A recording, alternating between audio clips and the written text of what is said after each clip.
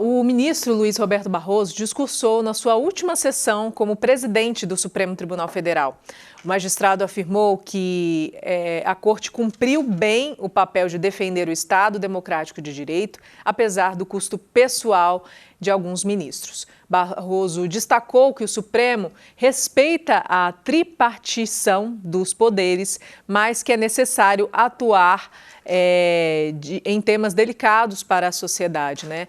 No mundo, abre aspas, no mundo polarizado, o Congresso Nacional nem sempre consegue legislar sobre determinadas matérias, mas os casos chegam ao tribunal e nós precisamos julgá-los. Fecha aspas, palavras então do Barroso.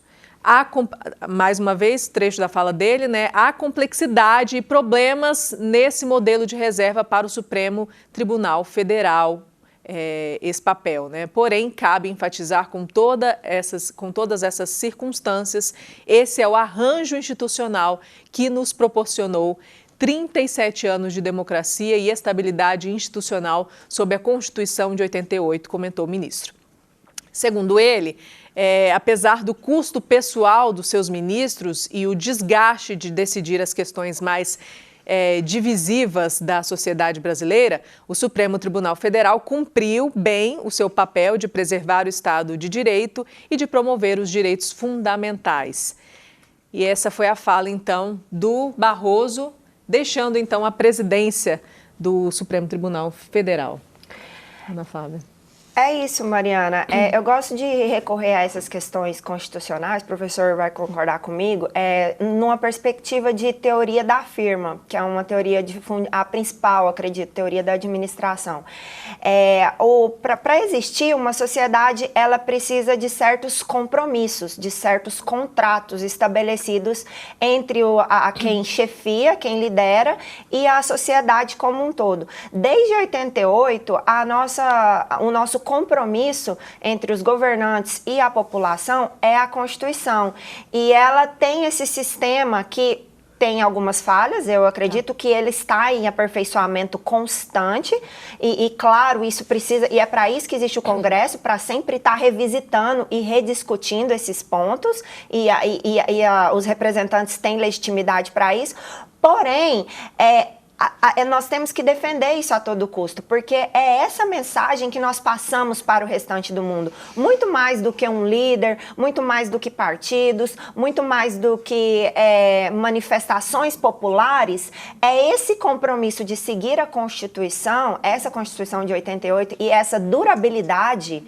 Quanto mais durável, mais credibilidade nós temos com o restante do mundo e mais os investidores internacionais confiam no nosso país, falando de uma perspectiva econômica, e é isso que nós temos que defender em relação a isso, e eu acho que a fala do ministro Barroso é irretocável nesse aspecto. Em relação ao que o STF tem que decidir, para quem está nos assistindo entender, e eu acredito que todo mundo tenha essa nuance de entendimento, é que o Congresso ele não pode fazer leis assim, o João não pode matar a Joana.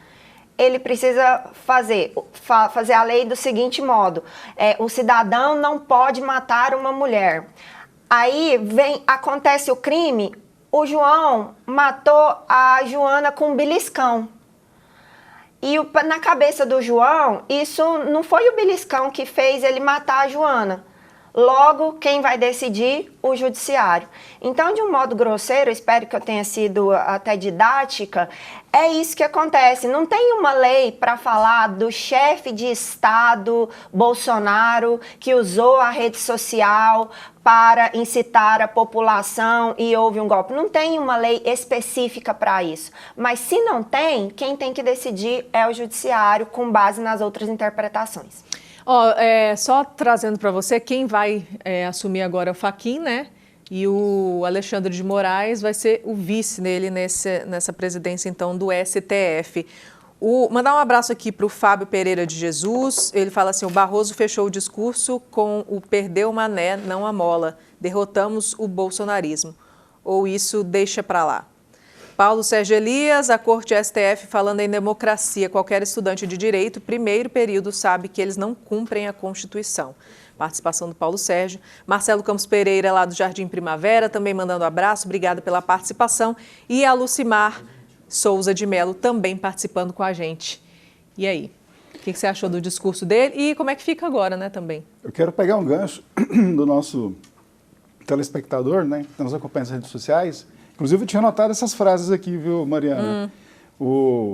Nunca é demais lembrar que o Barroso é aquele ministro que, ao invés de falar nos autos, sempre gostou muito de mídia, né?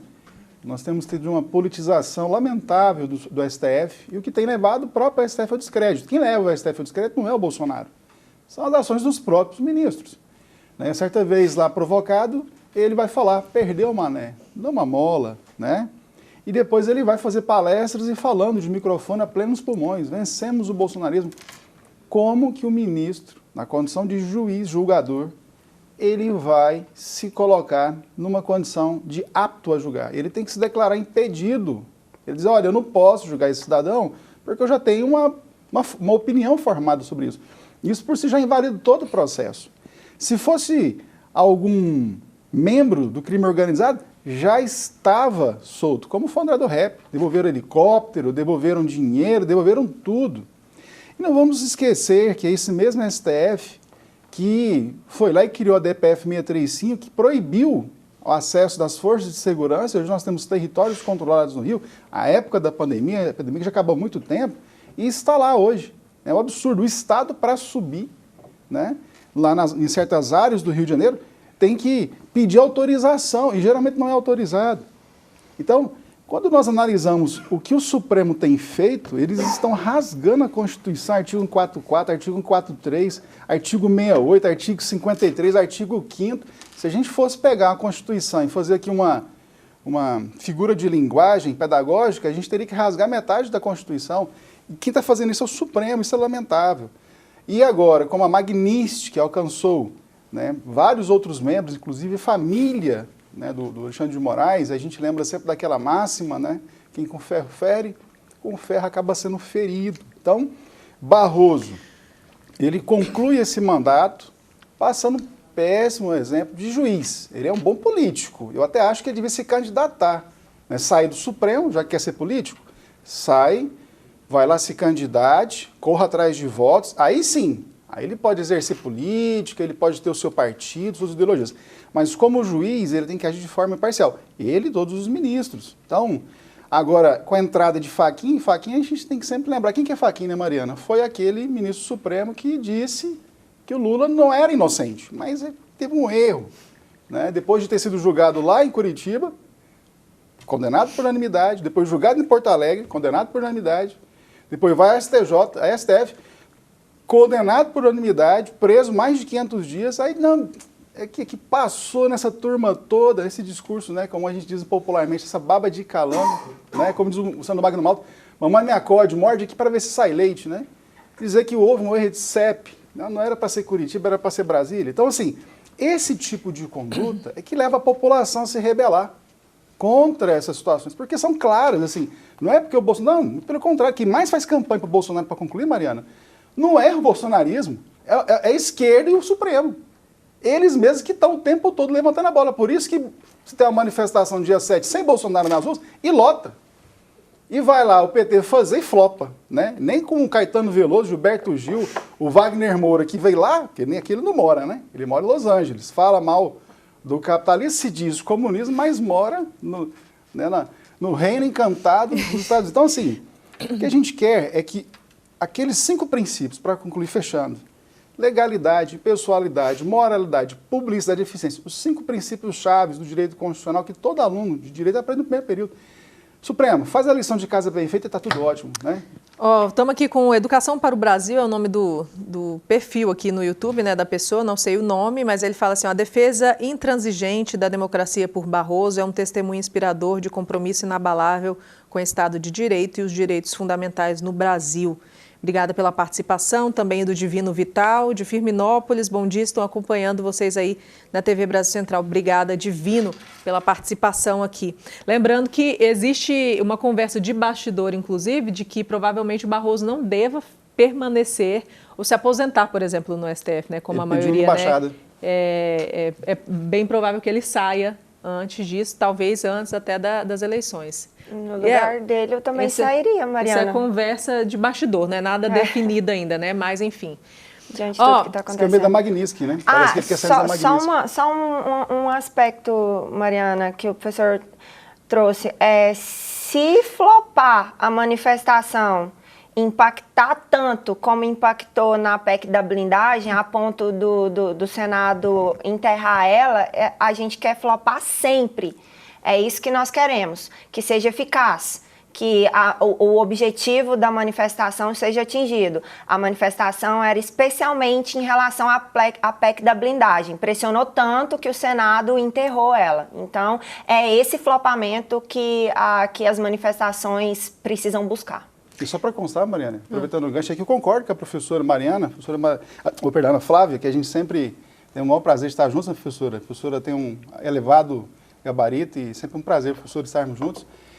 Eu concordo, aquela PEC da blindagem tinha que ser, e graças a Deus foi revogada ali, foi enterrada pelo Senado, porque aquilo ali era um tiro no pé. Sim. Então, assim, eu acredito que os conservadores de bem não concordavam com aquela troca de blindagem por anistia. Está tudo errado. Veja, para que eu vou fazer uma emenda, uma PEC, um projeto de emenda, se já não estão respeitando a Constituição? Se o artigo 53, que é válido aqui dentro, não é suficiente, aí eu concordo que só está corretíssima, né? Independente se foi por motivo da manifestação ou não, nós concordamos que tinha que ser enterrado e nós sabemos que a própria Constituição em si já é suficiente. Por quê? Porque se aprova essa PEC, bastava o ministro dizer não, a gente não interpreta como válido e... Né?